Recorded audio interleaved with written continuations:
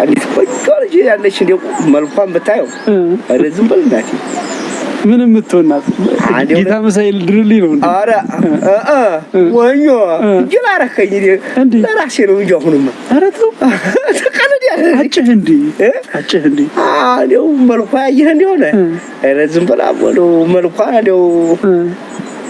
እንዲህ ነው እንደው ታጥባ ትጠጣለች መልኳ አረ ዝም በል ዛሬ ከማርዬ ጀመርክ አድናቆት ከማርዬ ጀመርክ የማሪቱ ዘፈን ፋርማሲ ነው የሚሸጠው አልክ አረ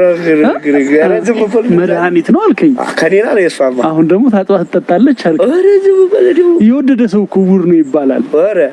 ያዛር ነው ሳይችል የወደድኳት አይችል የወደድኳት ተው አዎ እና አሁን ታዲያ እዚህ ቁመሷን እየጠበክ ነበር ማለት ነው